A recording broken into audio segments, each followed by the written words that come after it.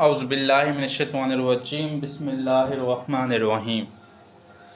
अस्सलाम वालेकुम dear CSS aspirants, welcome back to again the learner groups, जहां हम सिर्फ सीएसएस की थ्योरीज को नहीं पढ़ते बल्कि उनको इम्प्लीमेंट करना भी सीखते हैं और सीएसएस के पास पेपर्स को भी हल करना सीखते हैं। 2010 में पास होने वाली 18वीं तरमीम कॉन्स्टिट्यूशनल अचीवमेंट को पाकिस्तान की कॉन्स्टिट्यूशनल और पॉलिटिकल हिस्ट्री में एक ग्रेव अचीवमेंट और संगे मिल की हैसियत हासिल है। तो आज का जो हमारा टॉपिक ऑफ डिस्कशन है वो है 18वीं तरमीम। 18वीं तरमीम में जो क्वेश्चन है ये 2025 में भी इसमें आया था, 2025 में भी आया, उससे पहले भी आता रहता है और 2026 में भी ये क्वेश्चन आया है। ये 2025 में 26वीं अमेंडमेंट पास हुई थी, इसलिए वहाँ हमने 26वीं अमेंडमेंट पे फोकस किया और 18वीं तरमीम को भूल गए। लेकिन ये इंपॉर्टेंट अमेंडमेंट है, ये हर साल किसी न किसी के एग्ज़ाम किसी न किसी टॉपिक के थ्रू आती रहती है। इसकी वजह यह है क्योंकि इसने वर्ल्ड थर्ड कॉन्स्टिट्यूशन को चेंज किया था 18वीं तरमीम में, और 2026 में भी ये डेवोल्यूशन ऑफ पावर्स के बारे में क्वेश्चन आ चुका है। इसके बारे में आज का जो हमारा जो डिस्कशन का टॉपिक है वो है question number 8 CSS Pakistan affair का 2026 में जो क्वेश्चन आया हुआ है। तो सबसे पहले क्वेश्चन को डिकोड करते हैं। वो कहता है क्रिटिकली करो, क्रिटिकली पॉजिटिव नेगेटिव दोनों बताओ। असेस यानी चेक करो performance of the health and education sector after being handed over to provinces, यानी इसको जो हैंड ओवर प्रोविंसेस वो हम कह सकते हैं कि डेवोल्यूशन ऑफ पावर जो हुई है, devolution of power under 18 amendment जो है। उसके बाद वो कहता है सजेस्ट वे फॉरवर्ड, वो कहता है जो उसके बाद जो पॉजिटिव नेगेटिव पॉइंट्स हम बता दिए हैं, अब इसके लिए वे फॉरवर्ड बताएं। तो सबसे पहले हम डिस्कस कर लेते हैं outline of the lecture, outline of the question. अब जब भी आपने सीएसएस का पेपर अटैम्प्ट करना है तो सबसे पहले आप जब आपको एमसीक्यूज़ का वो दिया जाएगा, क्या कहते हैं, लिस्ट दी जाएगी, आप फुल कर लेंगे। उसके बाद आपने डायरेक्ट पेपर अटैम्प्ट नहीं करना बल्कि उसकी जो आपको 3-4 क्वेश्चन आते हैं उनकी अच्छी सी आउटलाइन बनानी है। तो सबसे पहले हम डिस्कस करेंगे 18वीं तरमीम थी क्या, 18 amendment related to devolution of power. Devolution of power क्या थी? डेवोल्यूशन ऑफ पावर यानी जो प्रोविंसेस को क्या क्या दिया था इसने। बाकी इसने तो 1/3 क्वेश्चन इसमें पार्लियामेंट्री सिस्टम को वो किया था, वो सारा बाद में डिस्कस करेंगे। आज का जो हमारा टॉपिक डिस्कशन है वो है एवोल्यूशन। अगर आप 18वीं तरमीम को डिटेल में पढ़ना चाहते हैं तो हमारी इस चैनल पे डिटेल में वीडियो है जो अलॉन्ग विद फ्रैक्शन फिगर है, जो आपके लिए इंतहाई मुफीद साबित हो सकती है। तो और वो 1 आवर प्लस की है, अगर आप वो देख लेंगे तो आपको 18वीं तरमीम को कहीं और से तैयार करने की जरूरत नहीं रहेगी। तो आज का हमारा जिसमें पहले डिस्कस करेंगे 18वीं तरमीम डेवोल्यूशन के बारे में। उसके बाद हम देखेंगे परफॉर्मेंस ऑफ हेल्थ सेक्टर। पहले हम हेल्थ सेक्टर देखेंगे, पाकिस्तान का जो हेल्थ सेक्टर है उसको देखेंगे, फिर उसमें उसके बाद उसकी परफॉर्मेंस देखेंगे आफ्टर डेवोल्यूशन ऑफ पावर्स। फिर देखेंगे हम एजुकेशन सेक्टर, एजुकेशन सेक्टर देखेंगे, उसके बाद इसकी परफॉर्मेंस देखेंगे। परफॉर्मेंस में हमारी जो होंगी उसमें दोनों अचीवमेंट्स भी होंगी, यानी जो सक्सेसेस होंगी, और उसके बाद उसने क्रिटिकली कहना है उसके पॉजिटिव या नेगेटिव बतानी है। उसके बाद उसकी वो क्या कहते हैं कि चैलेंजेस कौन कौन से पैदा हुए हैं वो भी डिस्कस करेंगे इसमें। अचीवमेंट्स और चैलेंजेस यानी इसके बाद डेवोल्यूशन के बाद कौन कौन से चैलेंजेस आए हैं वो डिस्कस करेंगे। परफॉर्मेंस ऑफ एजुकेशन सेक्टर देखेंगे, उसके बाद हम देखेंगे क्रिटिकल एनालिसिस करेंगे। क्रिटिकल उसने कहना क्रिटिकल एनालिसिस करेंगे, 2 पैराग्राफ बताएंगे आपको, 4 पॉइंट्स बताएंगे जो आप उसको 2 पैराग्राफ में शिफ्ट कर देंगे, एक पॉजिटिव पॉइंट्स में एक नेगेटिव पॉइंट्स में। उसके बाद उसने पूछा वे फॉरवर्ड, हम उसके बाद हम वे फॉरवर्ड बताएंगे, और एंड पे हम आपको देंगे कंक्लूजन जो पॉजिटिव होगा यानी ऑप्टिमिस्टिक होगा, कंक्लूजन देंगे। आपने जब भी कंक्लूजन लिखना तो वो एक ऑप्टिमिस्टिक हो प्लस वे फॉरवर्ड लुकिंग हो, यानी वे फॉरवर्ड उसमें लिखा गया हो, यानी उसके लिए मज़ीद बेहतरी क्या कर सकते हैं। ठीक हो गया, ये होगा हमारी आउटलाइन, लेक्चर की आउटलाइन होगी। तो अगर आप हमारे चैनल पर न्यू हैं तो हमारे चैनल को सब्सक्राइब कर लें, और अगर आपको हमारी वीडियो पसंद आए तो इसको लाइक करें और अपने दोस्तों के साथ शेयर करें जो सीएसएस या पीएमएस के पास पेपर्स की तैयारी कर रहे हैं। और अगर डिटेल और फैक्ट्स और फिगर के साथ तैयारी करना चाहते हैं तो हमारे चैनल को सब्सक्राइब कर लें और कमेंट सेक्शन में बताएं आपको वीडियो कैसी लगी और इसको मज़ीद कैसे इम्प्रूव किया जा सकता है। तो सबसे पहले हम डिस्कस करते हैं 18 अमेंडमेंट। अभी हम स्टार्ट करते हैं अपना लेक्चर। 18 अमेंडमेंट, इसके रिलेटेड MCQ आ सकता है कि कब पास हुई। आप कमेंट सेक्शन में बताएं, अगर आपने पढ़ा तो बताएं 18 अमेंडमेंट कब पास हुई थी। तो ये पास हुई थी 8 अप्रैल 2010 में पास हुई थी। और इसने क्या किया था, इसने 1/3 कॉन्स्टिट्यूशन को वो किया था, 1/3 कॉन्स्टिट्यूशन को वो कहते हैं अमेंड किया था।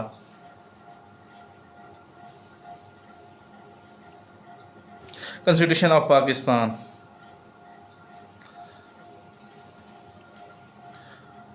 उसके बाद हम डिस्कस करते हैं कि डेवोल्यूशन के बारे में इसने क्या क्या किया है। रैशनल बिहाइंड द जो इसके बाद वो कहते हैं इसने डेवोल्यूशन कैसे किया है।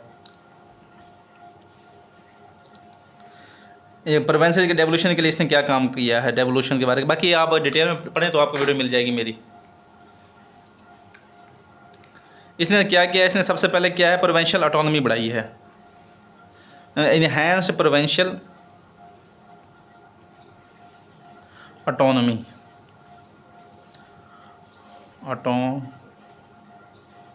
ऑटोनॉमी उसको तो मुख्तारी बढ़ाई है। उसके बाद उसने क्या किया, अबॉलिश, उसने ख़त्म कर दिया कंकरेंट लिस्ट जो है। कंकरेंट लिस्ट अगर नहीं जाते तो आपको फेडरलिज्म के बारे में हमारी वीडियो वो डिस्कस आप देखेंगे, उसमें आपको पता चल जाएगा। Abolish concurrent list, concurrent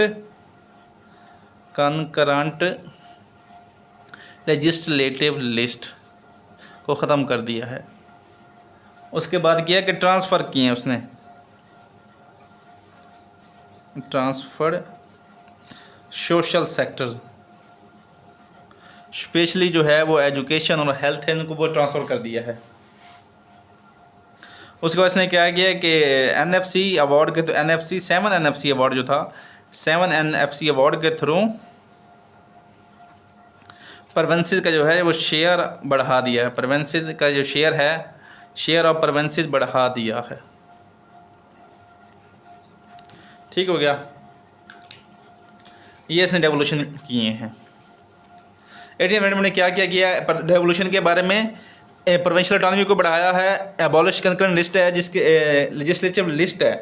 legislative list है उसको ख़त्म कर दिया है, ताकि जो प्रोविंसेस और उसके दरमियान जो बहस होती थी कि ये हमारा सब्जेक्ट है, ये हमारा, वो ख़त्म कर दिया है। उसके बाद उन्होंने क्या किया, ट्रांसफ़र, जो सोशल सेक्टर थे, जो इंपॉर्टेंट सेक्टर थे, उनको प्रोविंसेस को शिफ्ट कर दिया है, ट्रांसफ़र कर दिया है। उसके बाद NFC अवार्ड के थ्रू प्रोविंसेस का जो शेयर है वो भी बढ़ा दिया है। अभी हम देखते हैं इसके पीछे रीज़न क्या थी, रैशनल बिहाइंड डेवोल्यूशन। डेवोल्यूशन करने का मकसद क्या था कि गवर्नमेंट ऑफ पाकिस्तान ने, जो फेडरल ने अपनी जो है पावर्स ट्रांसफ़र क्यों किया, इसके पीछे क्या वजूहात थी। इसके जो पीछे पहली वजूहात थी वो थी डिसेंट्रलाइज गवर्नेंस। वो कहता है कि इसका मकसद था कि डिसेंट्रलाइज किया जाए, यानी जो गवर्नेंस जो है ज़रूरियात, जो बेसिक ज़रूरियात के मुताबिक गवर्नेंस की जाए। क्योंकि इस्लामाबाद में अगर वो कहते हैं कि मुल्तान का कोई सब इशू है तो वो इशू इस्लामाबाद पहुंचने में देर लगेगा और वहाँ से पुलिस बनने में देर लगेगी। लेकिन अगर ये डिसेंट्रलाइज हुआ तो ये मुल्तान का इशू मुल्तान वाले ही हल करेंगे, पहले ये था। उसके बाद बेटर अकाउंटेबिलिटी, दूसरा जो मकसद था वो था बेटर अकाउंटेबिलिटी मैकेनिज़्म। दूसरा मकसद ये था कि जो एजुकेशन है, सोशल सेक्टर्स हैं, उनकी अकाउंटेबिलिटी के लिए वो कहते हैं कि अब वो अगर एजुकेशन का इशू है या हेल्थ का इशू है, वो हम डायरेक्ट इल्ज़ाम फेडरल गवर्नमेंट पे नहीं लगाते, बल्कि प्रोविंशियल गवर्नमेंट्स पे लगाते हैं, या जो लोकल गवर्नमेंट्स है उस पर उसकी वो है, क्या कहते हैं, उसकी वो है ड्यूटी है कि वो इसको बेहतर करे। उसके बाद नंबर 3 इसका जो पर्पस था वो था improve public service delivery, improved public service delivery. इसका मकसद था कि जो पब्लिक डिलीवरी सर्विस डिलीवरी है उसको इम्प्रूव किया जाए, पब्लिक सर्विस डिलीवरी को, यानी जो डॉक्टर्स कोई भी जो पॉलिसी है वो इस्लामाबाद में बन रही है, वो उसका मुख्तलिफ इलाकों पे अच्छा इम्पैक्ट नहीं आ सकता। कहते हैं कि आज चीज़ वो सब के लिए एक ऐसी पॉलिसी इस्लामाबाद बनाता है, लेकिन रेवोल्यूशन का मकसद ये था कि जो ज़रूरियात के मुताबिक है, सिंध की जो सिंध का जो स्टेटस है हेल्थ के बारे में, सोशल स्टेटस के बारे में, सिंध अपनी पॉलिसीज़ खुद बनाए, पंजाब अपनी खुद बनाए, बलूचिस्तान अपनी ज़रूरियात के मुताबिक अपनी पॉलिसीज़ खुद बनाए। तो इसलिए इसका किया गया था। अभी हम देखते हैं performance of health sector of Pakistan. Performance of health sector. सबसे पहले देखते हैं कि हेल्थ सेक्टर। तो सबसे पहले हेल्थ सेक्टर के बारे में फैक्ट्स नोट कर लें। पाकिस्तान में जो हॉस्पिटल का स्टैंडर्ड है वो है कि एक बेड जो है 1.2 बेड जो है फॉर 1000 पर्सन है पाकिस्तान में। जो 1000 बंदा है वो 1.2 बेड इस्तेमाल कर सकते हैं, यानी इतना कम इसके पास है। उसके बाद वो कहता है कि पाकिस्तान की जीडीपी है हेल्थ सेक्टर के लिए, वो जीडीपी वो है 2.9, जो भी रिसेंट बजट पास हुआ 2.9% है। लेकिन वर्ल्ड हेल्थ ऑर्गेनाइजेशन वो कहती है कि जो हेल्थ बजट होना है वो 6% ऑफ जीडीपी होना चाहिए, 6% होना चाहिए। लेकिन पाकिस्तान में कितना 2.9% है। उसके बाद जो एक नर्स है पाकिस्तान में कितने लोगों के लिए है? 960 बंदों के लिए एक नर्स है पाकिस्तान में। ये है हेल्थ सेक्टर के स्टैंडर्ड्स। उसके बाद जो एक डॉक्टर है पाकिस्तान में वो कितने बंदों को अवेलेबल है? वो है 2700 अफराद के लिए एक डॉक्टर है पाकिस्तान में। ठीक हो गया। ये तो हमारा हेल्थ सेक्टर के फैक्ट्स एंड फिगर्स आ गए। और ये किसने दिए हैं? ये पाकिस्तान मेडिकल एसोसिएशन के फैक्ट्स हैं, पाकिस्तान मेडिकल एसोसिएशन के फिगर्स हैं। ये पाकिस्तान मेडिकल काउंसिल है, पाकिस्तान मेडिकल काउंसिल के ये फैक्ट्स एंड फिगर्स दिए गए हैं, मैंने वहाँ की उनकी वेबसाइट से लिए हैं। ठीक हो गया। तो सबसे पहले देखते हैं कि अचीवमेंट्स।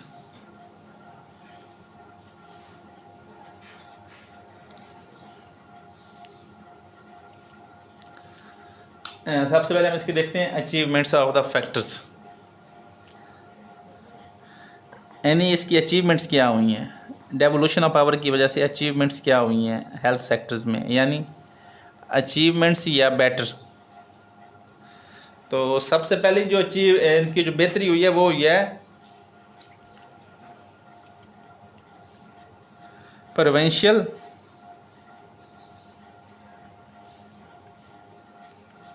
ऑटोनॉमी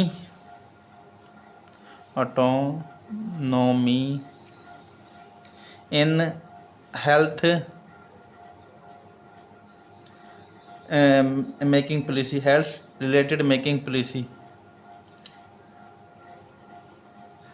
कि सबसे पहले कि प्रोविंसेस जो हैं ये अपनी लोकल नीड्स के मुताबिक अपनी वो कहते हैं कि लोकल नीड्स के मुताबिक अपनी पॉलिसीज़ बनाएंगे। ठीक है। उसके बाद वो देखेंगे कि अगर रूरल एरियाज़ में क्या स्टेटस है, अर्बन एरियाज़ में क्या स्टेटस है, उसके मुताबिक वो क्या कहते हैं अपॉइंटमेंट्स करेंगे, डॉक्टर्स की अपॉइंटमेंट्स करेंगे। ठीक है। तो उसको देखेंगे कि इन एरियाज़ में क्या कितने डॉक्टर्स की ज़रूरत है, नर्सेज की ज़रूरत है, या पैरामेडिकल स्टाफ की ज़रूरत है। उसके बाद वो देखेंगे कि पाकिस्तान में कौन कौन सी वो कहते हैं कि बीमारियाँ पाकिस्तान में बहुत ज़्यादा हैं, जो क्या कहते हैं कि डिजीज़ हैं, उनके लिए फ्री मेडिसन प्रोवाइड करें, फ्री मेडिकल प्रोवाइड करेंगे। ठीक है। तो इस इन सब में वो क्या है कि ये प्रोविंशियल ऑटोनॉमी के वो है, अपनी मर्ज़ी के मुताबिक काम कर सकती है, ठीक है। उसके बाद दूसरा क्या हुआ है कि इंक्रीज्ड या इनहेंस्ड या बोस्टेड या increase provincial budgetary role.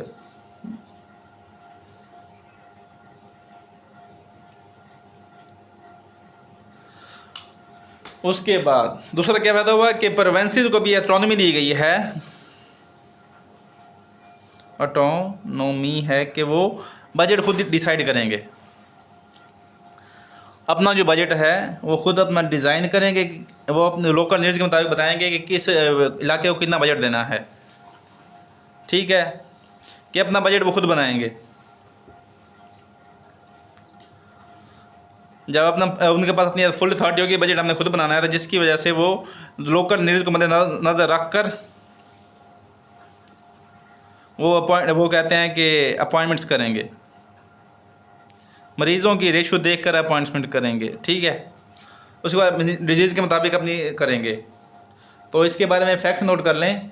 Increase budgetary allocation were observed across provinces for the recruitments of doctor and paramedical staffs in different government hospitals. कि बजट एलोकेशन की वजह से डॉक्टरों में वो बढ़ गई थी, यानी एलोकेशन उनकी जो है वो पैरामेडिकल स्टाफ और उनकी रिक्रूटमेंट्स बढ़ गई थी। तो वो कैसे करनी थी, वो लोकल नीड्स मुताबिक कर रहे थे कि अगर किसी रूरल एरियाज में डॉक्टर नहीं है तो उसके मुताबिक वो डॉक्टर वो अपनी मर्ज़ी के मुताबिक वो नीड्स के मुताबिक वो अपॉइंट करेंगे। इस्लामाबाद वालों को इससे कोई कंसर्न नहीं है। नंबर तीसरी जो अचीवमेंट है या बेहतरी है वो है एक्सपेंशन ऑफ हेल्थ प्रोग्राम्स।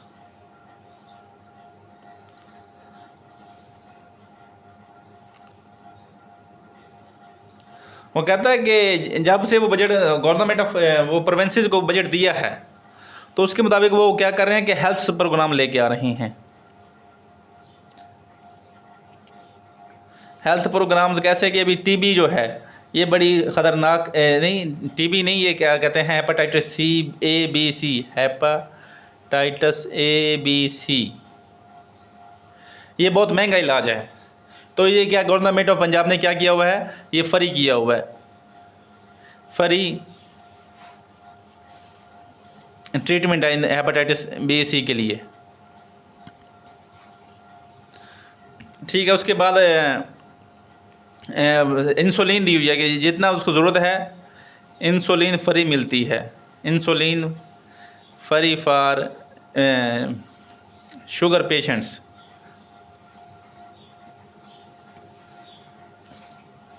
तो ऐसी उसके बाद जो सबसे बड़ा इनकी अचीवमेंट थी, जो केपीके की जो अचीवमेंट थी वो थी सेहत कार्ड। सेहत कार्ड तो ये पाकिस्तान लेवल पे किया गया था, लेकिन केपीके ने वो कराया था सेहत सहूलत प्रोग्राम था, सेहत सहूलत प्रोग्राम इंट्रोड्यूस कराया था केपी की गवर्नमेंट ने, ठीक है। इसका मकसद ये था जो पाकिस्तान में सेहत कार्ड का था पूरे फिर पाकिस्तान में दिया गया था, यार आपको 10 लाख रुपये दिए गए थे यार, पर पर्सन को 1 मिलियन रुपीज़ दिया गया था कि वो अपना इसमें 10 लाख में जितना मर्जी इलाज करवा सकता है, फ्री इलाज करवा, उसकी वो पैसे जो हैं वो गवर्नमेंट ऑफ पंजाब भरेगी या गवर्नमेंट ऑफ पाकिस्तान पे करेगा, ठीक है, सेहत कार्ड के थ्रू। तो इस तरह के प्रोग्राम्स में इजाफा देखा गया था। इसकी वजह से क्या हुआ कि जो इंडेक्सेस यानी जो इंडिकेटर्स थे वो इम्प्रूव्ड हुए, ठीक हो गया। तो इसका फैक्ट नोट कर लें आप। The Sehat Sahulat program in KPK achieved 100% population coverage by 2020, financial protection of low income citizens. जो सेहत कार्ड था वो 2020 में उन्होंने क्या किया कि उसने 2020 तक 100% जो लोगों था उसको कवर कर लिया था इसके थ्रू, ठीक हो गया। और इसका मकसद क्या था, इसका क्या था कि protection, financial protection of low income, for low income citizen के, लो जो गरीब फाइनेंशियल प्रोटेक्शन दी 10 लाख जो है वो गवर्नमेंट पे करेगी। ठीक हो गया, ये तो होगी इसकी एक्सपेंशन, यानी ये तो उसके हो गया फ़ायदे। अभी हम इसकी नुकसान की बात करते हैं, यानी इसकी चैलेंजेस क्या क्या हुए हैं।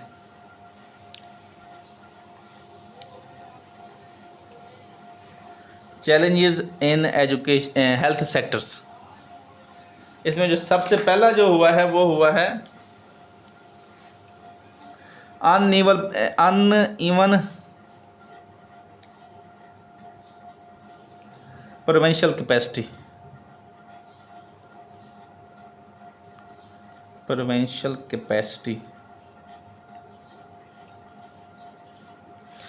कि गवर्नमेंट ऑफ पाकिस्तान ने डेवोल्यूशन तो कर दी,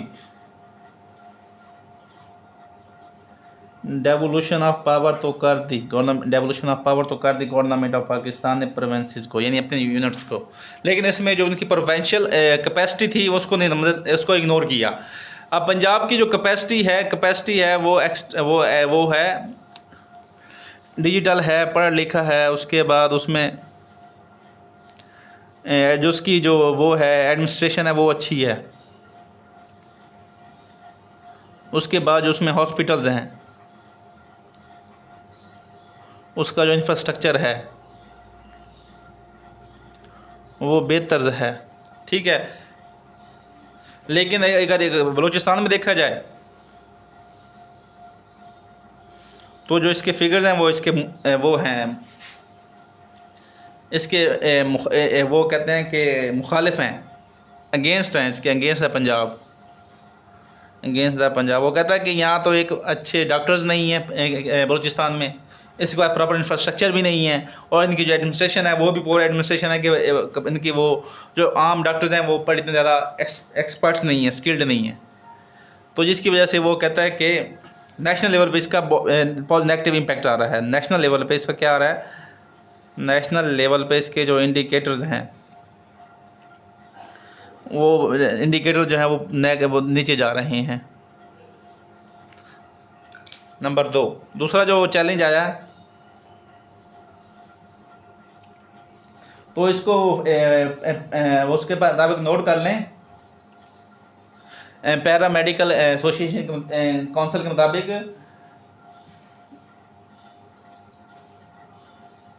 the decentralisation of health has led to a capacity gap where resource rich provinces like Punjab have better digital health framework, Punjab has better digital health framework compare to provinces like Balochistan.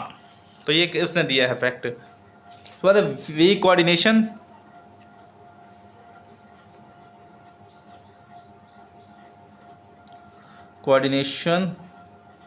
Between federation and provinces,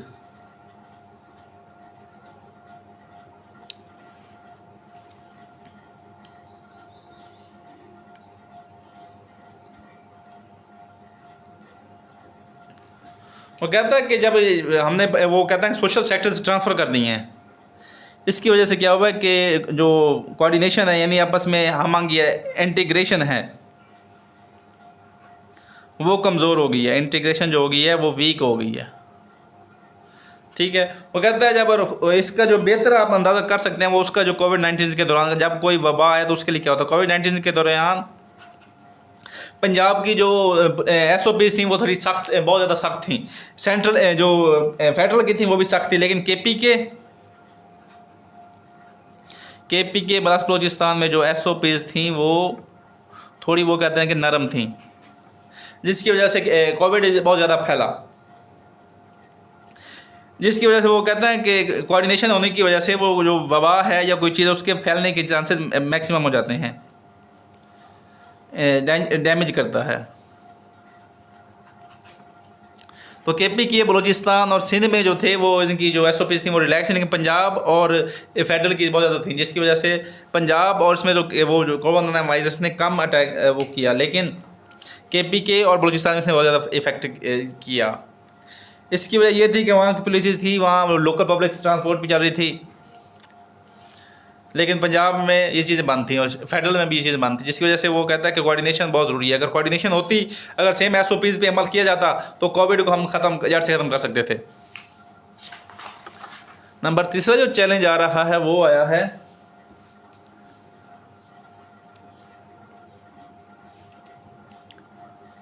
power, अरे यहाँ corruption, तीन point लिखते हैं, 4 नहीं, corruption and issues of governance.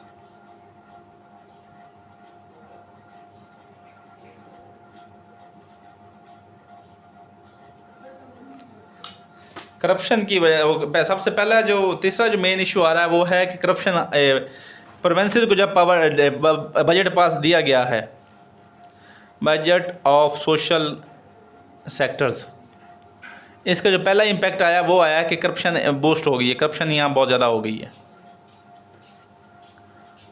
इसकी वजह ये है कि इसके ऊपर वो जो FIA है, FBR, ये इनमें नहीं आ सकती, और नैब भी इसमें बहुत औकात नहीं आती, क्योंकि ये प्रोविंशियल सब्जेक्ट्स हैं, इसमें करप्शन करना आसान है।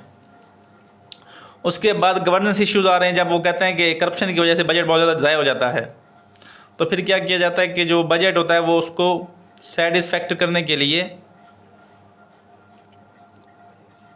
सेटिस्फेक्शन ऑफ पब्लिक के लिए, वो कहता है कि क्या करते हैं कि थर्ड स्टैंडर्ड यानी लो स्टैंडर्ड या थर्ड स्टैंडर्ड अद्वियात इस्तेमाल कराई जाती हैं, जिसकी वजह से फ़ायदा होने की बजाय उल्टा नुकसान होता है। डेंजर्स इन पब्लिक लाइफ,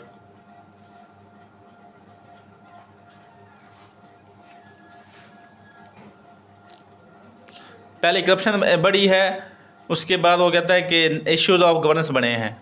जब वो कहता है गवर्नेंस तो तब होती है जब आपका बजट पूरा हो, जब बजट ही काम में करप्शन हो रही है तो फिर वो गवर्नेंस प्रॉपर कैसे हो सकती है। ये तो हो गए 3। तो इसके बारे में फैक्ट नोट कर लें आप। Research highlights that health governance Pakistan is often beleaguered, इस लफ्ज़ इस्तेमाल करें, बेली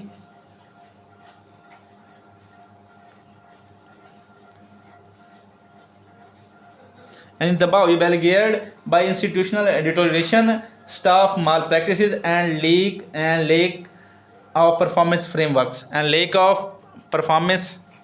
frameworks और ये कौन कह रहा है? ये जो रिसर्च होती है हेल्थ के बारे में वो कह रही हैं। अभी हम देखते हैं, ये तो 3 आपके पॉजिटिव पॉइंट्स हो गए, 3 नेगेटिव पॉइंट्स हो गए डेवोल्यूशन ऑफ पावर की वजह से हेल्थ सेक्टर में। अभी हम देखते हैं कि एजुकेशन सेक्टर को देखते हैं।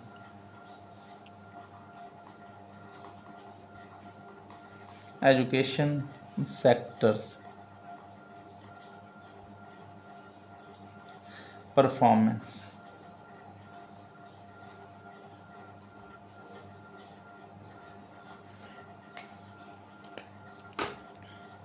तो सबसे पहले इसके बारे में फैक्ट्स नोट कर लें। एजुकेशन इसका जो पहले इंट्रोडक्शन लिखेंगे आप 2-3 लाइनों पे, तो वो कहता है कि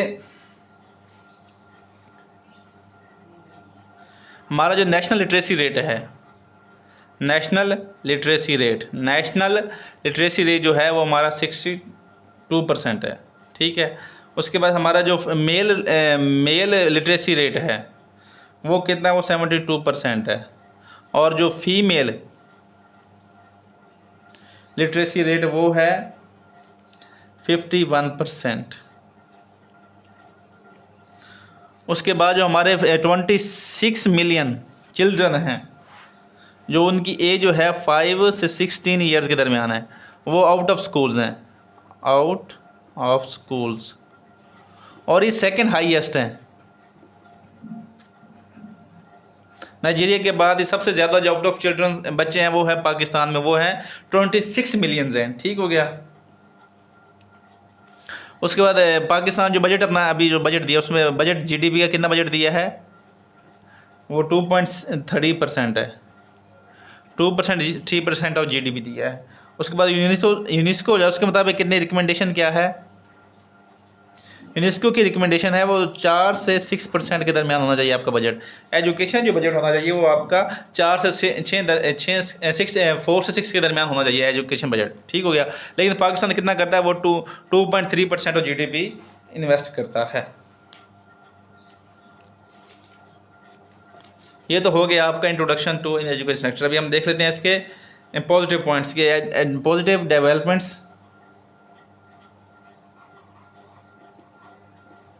पॉजिटिव डेवलपमेंट्स या अचीवमेंट्स कह सकते हैं आप।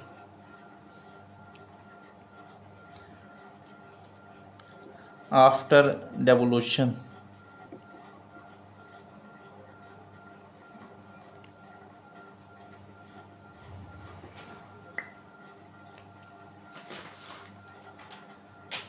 सबसे पहला जो आया है वो वह है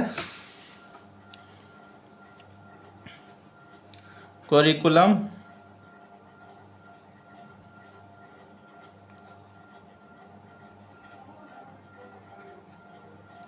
एंड पॉलिसी इनोवेशन।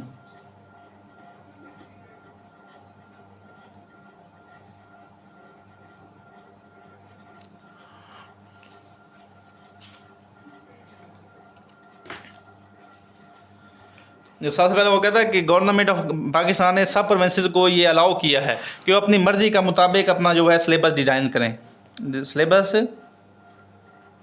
डिज़ाइन करें according to local needs and culture values.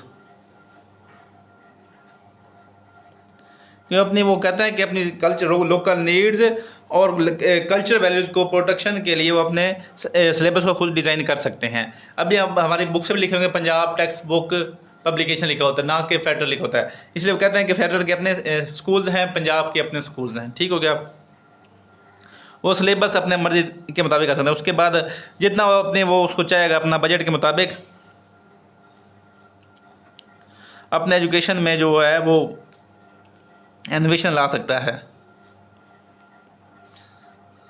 Innovation ला सकता है अपने उसमें सिलेबस में, या बच्चों अपने कॉलेजेस में सिलेबस में इनोवेशन ला सकता है, बच्चों को बेहतर फैसिलिटेशन प्रोवाइड कर सकता है।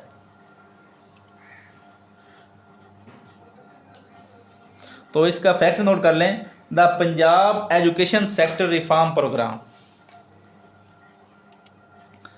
द पंजाब बल्कि Punjab education sector reform programme, दोबारा नोट कर लें, जब Punjab education sector reform programme utilise technology for real time monitoring of the schools significantly reducing teacher absenteeism and improve student enrolment.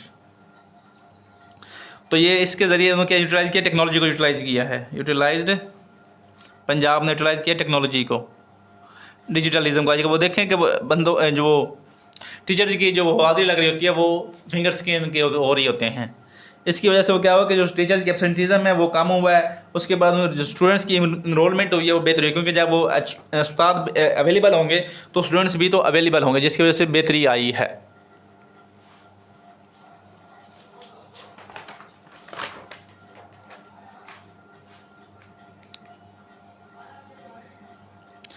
Number जो दूसरी जो इम्प्रूवमेंट आई है वो ये है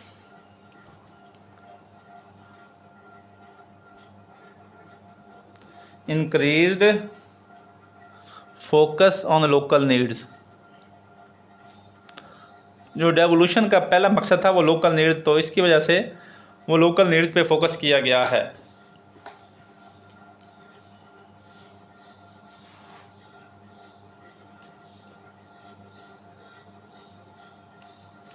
लोकल नीड्स के मुताबिक इस्तेमाल किया गया कि अगर गवर्नमेंट सेक्टर यानी रूरल पाकिस्तान में जो है रूरल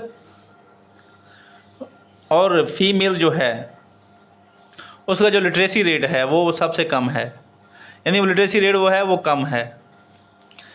देहातों में जो है वो लिटरेसी रेट कम है और जो औरतों का लिटरेसी रेट है वो कम है। इसी चीज़ को मद्देनज़र रखते हुए प्रोविंसेस को ये अलाउ किया गया है कि वो अपनी लोकल नीड्स के मुताबिक स्टेप्स ले सकते हैं। लोकल नीड्स के मुताबिक स्टेप्स ले सकते हैं कि इसको कैसे इम्प्रूव करना है। तो जैसे पंजाब ने क्या किया हुआ है कि फ़ीमेल जो है स्टूडेंट्स के लिए, फ़ीमेल गर्ल्स के लिए है, वो क्या किया है, एजुकेशन स्टाइपेंड दिया हुआ है। हर महीने 1500 एजुकेशन स्टाइपेंड फॉर फीमेल। तो वो 1500 रुपया जो है वो वालिदैन ले सकते हैं हर महीने, बशर्ते वो फीमेल गर्ल्स हो, यानी वो स्टूडेंट जो हो वो गर्ल हो, जिसकी वजह से उनकी जो क्या हुआ है, इनरोलमेंट बढ़ी है। इनरोलमेंट जो है उसकी, वो इनरोलमेंट वो फीमेल की बड़ी, क्योंकि वो वालिदैन को 1500 मंथली मिलता है, तो जिसकी वजह से वो कहते हैं कि सारे खर्चे जो गवर्नमेंट उठा रही है तो हमें क्या ज़रूरत है, हम इसलिए हम बच्चों को पढ़ाएं, घर में तो फारिग रहना है, इनरोलमेंट बढ़ी है। उसके बाद जहाँ गवर्नमेंट इंफ्रास्ट्रक्चर नहीं है वहाँ उन्होंने क्या किया कि पब्लिक प्राइवेट पार्टनरशिप की है। क्या किया है, पब्लिक प्राइवेट पार्टनरशिप की है सिंध गवर्नमेंट ने, to provide education to distant areas. तो इसके लिए क्या है, TCF, द सिटीजन्स फाउंडेशन। तो इसका इन्होंने क्या किया, इन्होंने जो है थरपारकर में इन्होंने अपना स्कूल बनाया है। थरपारकर में वहाँ गवर्नमेंट का अपना जो है वो इंफ्रास्ट्रक्चर मौजूद नहीं है, लेकिन TCF के तहत इन्होंने अपना वो बना के अच्छा एक वहाँ स्कूल थरपारकर में प्रोवाइड किया है। तो इसमें मेरे वाले साहब ने काम किया, आपको मज़ीद इन्फॉर्मेशन दे दूँ तो इसका फैक्ट नोट कर लें आप। The Sindh education foundation, the Sindh education foundation model demonstrates how local level partnership with non profit and community organisations, how local level partnership with non-profit and community organization have successfully managed schools in the remote areas। कि उन्होंने कैसे manage किया remote areas में। तो इसने NGOs के साथ collaborate किया है, NGOs और कम्युनिटीज़ के साथ, कम्युनिटी के साथ कोऑपरेट करके रिमोट एरियाज़ में एजुकेशन को बढ़ाया है। नंबर तीसरा जो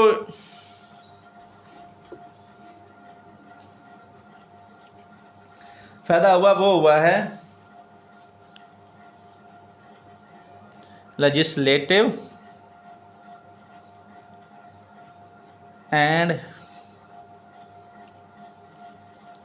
इंस्टीट्यूशनल रिफॉर्म्स।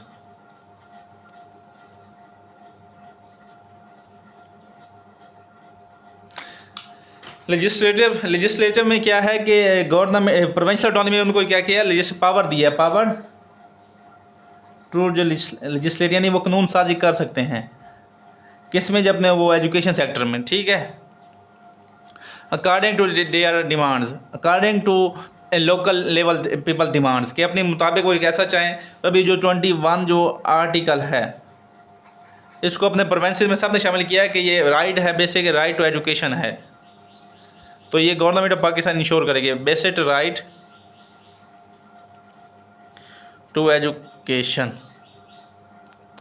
उसके बाद गवर्नमेंट ऑफ पाकिस्तान ने जो है वो 18 साल की जो एज है, गवर्नमेंट पंजाब ने और सिंध ने क्या किया है, 18 साल की एज है ये मैरिज के लिए बताइए। इससे पहले जो ये क्या थी, मैरिज एज थी वो 16 साल थी।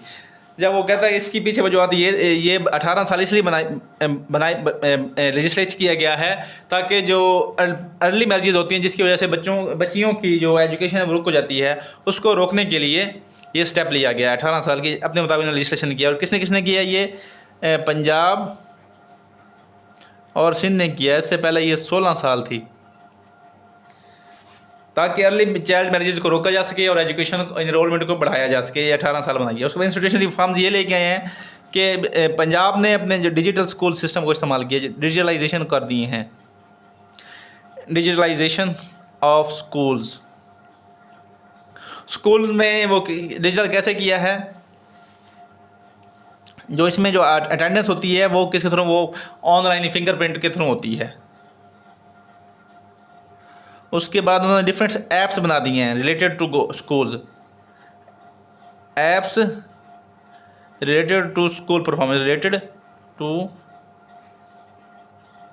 स्कूल परफॉर्मेंस के लिए इन्होंने ऐप्स बना दी हैं। उसके बाद आवाम मेरे के समझ लें एक साल बिरादन ला है, उसका स्कूल में है काम होता है, तो वो कहता है कि डेंगू के बचाव के लिए हमेशा हमें सफाई की पिक्स भेजनी पड़ती हैं कि आज हमने इतना सफाई की है, इस तरह काम किया है।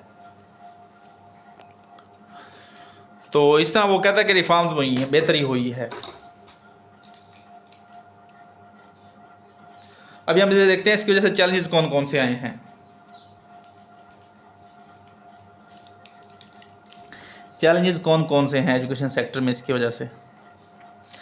ये तो बेहतरी के लिए पॉइंट्स मैंने आपको 3 दे दिए। अभी हम 3 पॉइंट्स देखते हैं जो उसने नुकसान किया डेवोल्यूशन के। जो सबसे पहला रेट है वो आया है परसिस्टेंट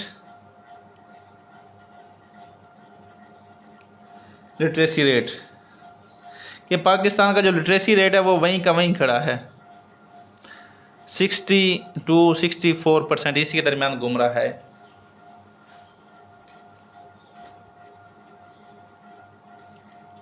इसकी वजह यह है कि वो वही है कि वो कैपेसिटी गैप्स हैं कि वो क्या कहते हैं कैपेसिटी गैप्स, हर इदारे की अपनी, हर सूबे की अपनी कैपेसिटी को उसको बेहतर कर सके। लेकिन वो कहता है कि KP के प्लस पंजाब ने तो अपनी एजुकेशन को इम्प्रूव किया है, लेकिन बलूचिस्तान और सिंध ने इसको इतनी ज़्यादा इम्प्रूव नहीं किया, जिसकी वजह से जब दोनों को इकट्ठा किया जाता है, एवरेज निकाल जाती है, तो वो क्या कहते हैं कि लिटरेसी रेट कम हो जाता है। तो इसके बारे में फैक्ट नोट कर लें। Pakistan social and living standard measurement के मुताबिक, according to Pakistan social and living standard measurement के मुताबिक पाकिस्तान नेशनल लिटरेसी रेट है स्टैग्नेटेड यानी वहीं वो कहते हैं फ्रीज हो गया, स्टैग्नेटेड हो गया। कहाँ पे? 60 to 62%, reflecting minimal progress post devolution, कि पोस्ट डेवोल्यूशन के बाद वो कहता है कि यही इसी पे स्टैग्नेटेड वो हो गया। उसके बाद वो कहता है कि 62 मिलियन चाइल्ड्स जो वो आउट ऑफ स्कूल हैं। और ये कौन कह रहा है, फैक्ट दे रहा है, ये दे रहा है Pakistan social and living standards measurement की रिपोर्ट है।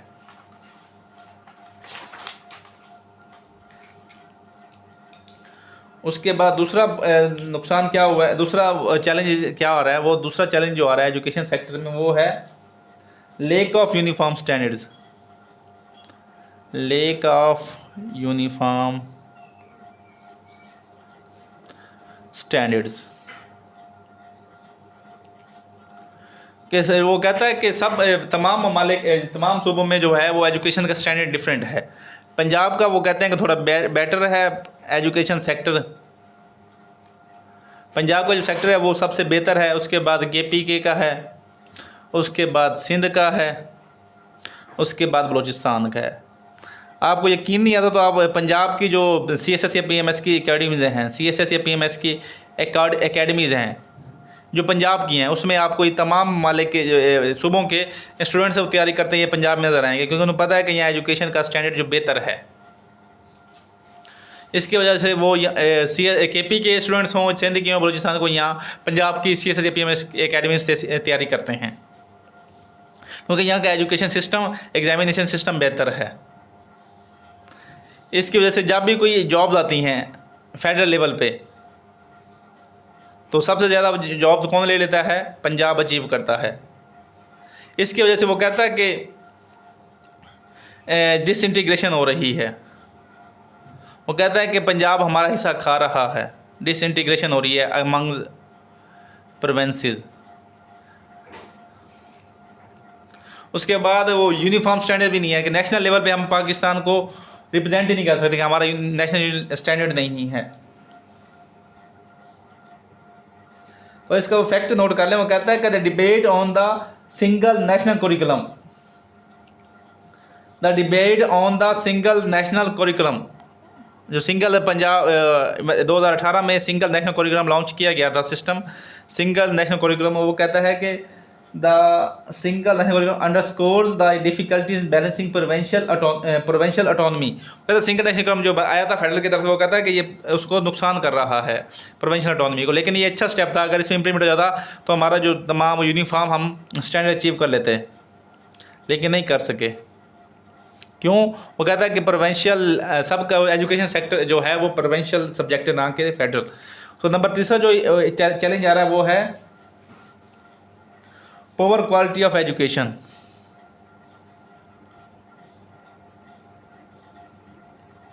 Poor quality of education,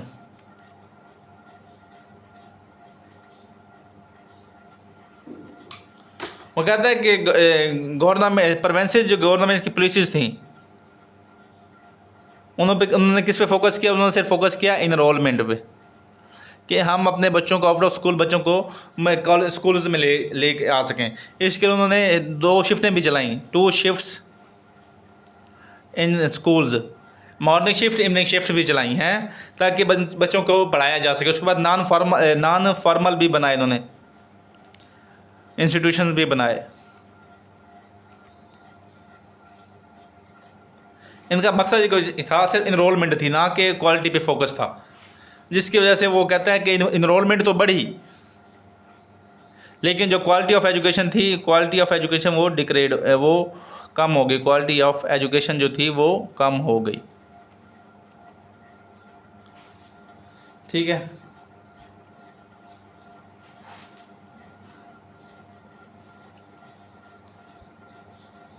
annual status of education report, annual status of education report जिसे हम एसर कहते हैं, इसके अकॉर्डिंग के मुताबिक annual status of education report के मुताबिक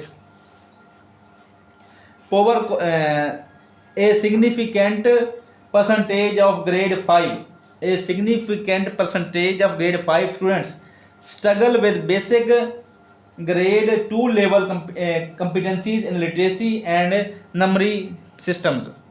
कहता है कि जो 5वीं क्लास का बच्चा है वो दूसरी क्लास के बच्चों की जो बेसिक जो कम्पिटेंसीज हैं, जो पढ़ना है या नंबर सिस्टम है, उसको भी क्वालिफाई नहीं कर पा रहे, जिसकी वजह यह है कि उन्होंने सिर्फ इनरोलमेंट पे फोकस किया, ना कि उसके ऊपर। ये तो हो गया आपके चैलेंजेस। अभी हम करते हैं इसका क्रिटिकल एनालिसिस।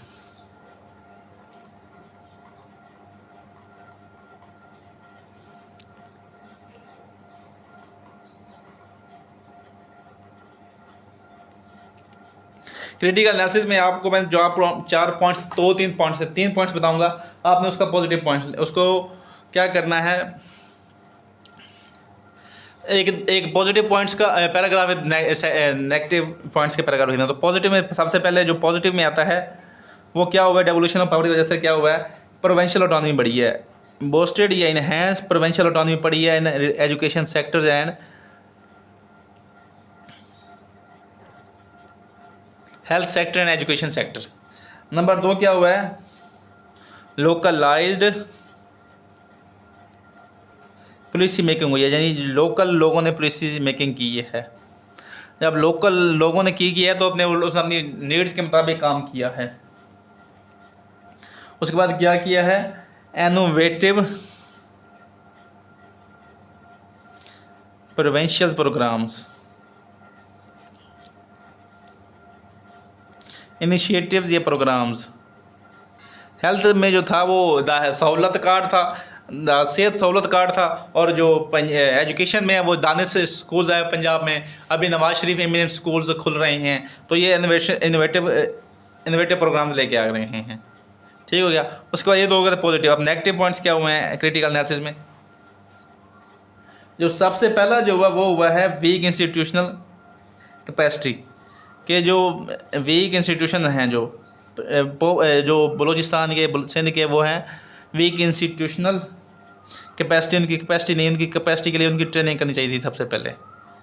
नंबर दूसरा जो चैलेंज आया वो है poor coordination of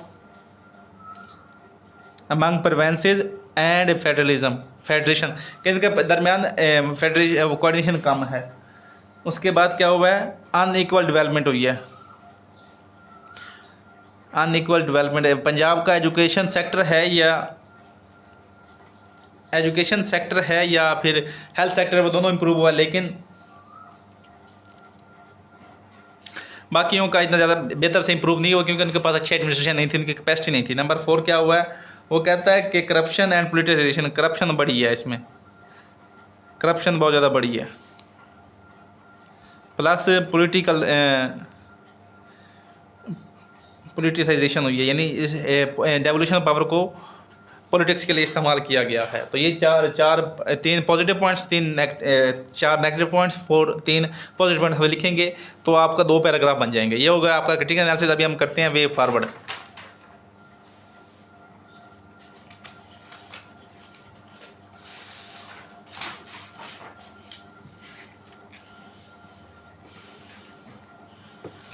way forward discuss कर लेते हैं, जैसे उसने पूछा था क्वेश्चन में।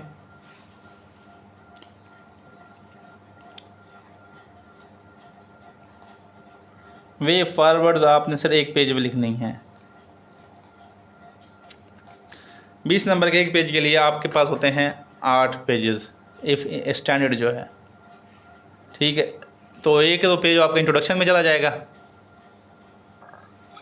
उसके बाद एक पेज आपकी 18वीं तरमीम की वो इंट्रोडक्शन में, उसके बाद बेनिफिट्स में, फिर एक पेज आपका चला जाएगा उसमें एजुकेशन सेक्टर की परफॉर्मेंस में, 2 से चले जाएंगे, 2 चले जाएंगे आपके हेल्थ के, और एक चला जाएगा आपका क्रिटिकल एनालिसिस में। 1 2 4 6 7 क्रिटिकल एनालिसिस में चला जाएगा 2, लेकिन 2 पैराग्राफ लिखने हैं ना, तो 8वां आपने से वे फॉरवर्ड लिखना है, ठीक है। इस तरह आपके 8 पेजेस पूरे हो जाएंगे। तो वो वे फॉरवर्ड के लिए सबसे पहला जो हम लिखते हैं वो कहता है कि वे फॉरवर्ड के लिए आप सबसे पहले क्या करना है, स्ट्रेंथन कोऑर्डिनेशन,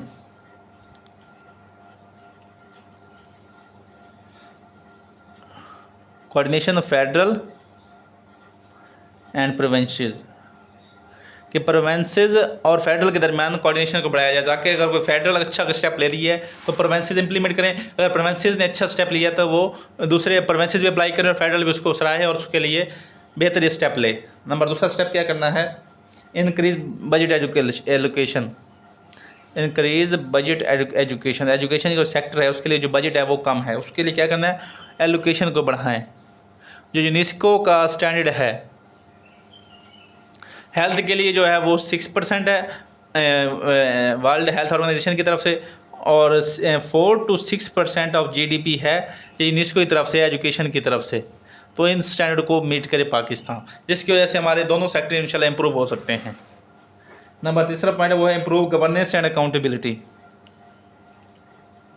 इम्प्रूव गवर्नेंस कैसे इम्प्रूव हो सकती है कि उनकी प्रॉपर टीचरों की अकाउंट वो क्या करते हैं, डेली रिपोर्ट जाए कि उन्होंने क्या पढ़ाया, क्या पढ़ा, उसके बाद उनको ये कि उन्होंने क्या पढ़ाया, उनकी कितनी हाज़िरी है, कितनी छुट्टियां हैं, एब्सेंटेरिज्म तो नहीं है, गोस्ट स्कूल तो नहीं है, उसको इम्प्रूव करे। और अकाउंटेबिलिटी से जुड़ी है कि करप्शन को रोका जाए। जो हेल्थ सेक्टर में करप्शन होती है, 3rd क्लास मेडिसिन आती हैं या 2 नंबर ठेके होते हैं, या फिर वो इंफ्रास्ट्रक्चर के लिए डेवलपमेंट के लिए पैसा आता है वो ज़ाया हो जाता है, या फिर वो प्राइवेट डॉक्टर्स इस्तेमाल करते हैं, उसको रोका जाए। अकाउंटेबिलिटी करप्शन ख़त्म की जाए और गवर्नेंस को इम्प्रूव किया जाए, गोस्ट सिस्टम ख़त्म किया जाए। उसके बाद जो मेडिकल स्टाफ में जो माल प्रैक्टिस करते हैं, नहीं जो उसको अभी जो मुल्तान निश्तर में हुआ था केस कि 14 बंदों को वो हो गया था, HIV हो गया था। क्यों जो एक बंदे का ऑपरेशन किया उसको HIV थी, तो उन्होंने वो टूल्स भी साफ़ नहीं किए जो ऑपरेशन, जिसकी वजह से 14 बंदों को मजीद HIV हो गया था। तो इस काम को रोके, माल प्रैक्टिस को ख़त्म करें, गवर्नेंस को इम्प्रूव करें, करप्शन को ख़त्म करें।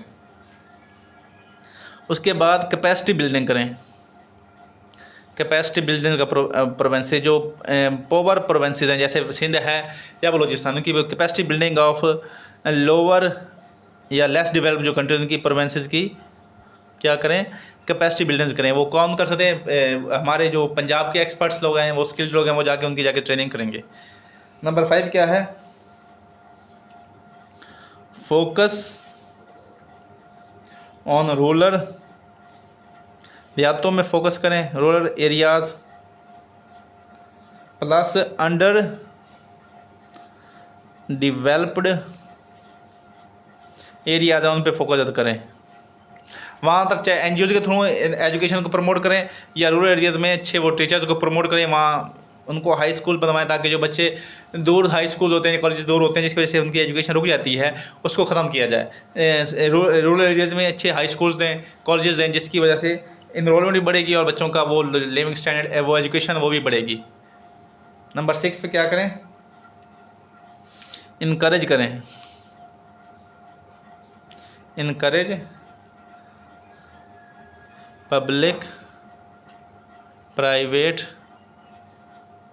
पार्टनरशिप को क्या करें? इनकरेज करें। इससे क्या होगा, जो डिस्टेंट एरियाज़ में जो जहाँ गवर्नमेंट ऑफ पाकिस्तान का या प्रोविंसेस का वो नहीं है, क्या कहते हैं, इंफ्रास्ट्रक्चर नहीं है, तो ये जो एनजीओज़ हैं या फिर दूसरे जो ग्लोबल एनजीओज़ हैं वो मिलकर काम करेंगी। जैसे यूनेस्को है जो वो एजुकेशन को वो देती है, वो स्कॉलरशिप देती है बच्चों को एजुकेशन में, KPK में स्पेशली काम करती है, KPK में। उसके बाद जो है वर्ल्ड ऑर्गेनाइजेशन है, ये मेडिकल के बारे में KPK में काम करती है। ये आपको मच्छरदानी भी प्रोवाइड करती है, आपको जो वो मलेरिया टेस्ट है वो भी फ्री करवाती है, मलेरिया टेस्ट है वो फ्री करवाती है। उसके बाद डेंगू टेस्ट भी फ्री करवाती है। मैंने भी इसकी फैसिलिटेट हूँ KPK में ज़्यादा मुझे। तो ये हो गई आपकी रिकमेंडेशन। 6 रिकमेंडेशन काफ़ी हैं एक पेज में लिखने के लिए। तो ये था आपका पूरा लेक्चर। अगर आपको पसंद आया तो इसको लाइक करें, अपने दोस्तों के साथ शेयर करें, और वीडियो पसंद आई हो तो इसको कमेंट सेक्शन में बताएं कि आपकी वीडियो कैसी लगी और इसको मज़ीद कैसे इंप्रूव किया जा सकता है। वीडियो देखने के लिए शुक्रिया। वस्सलाम।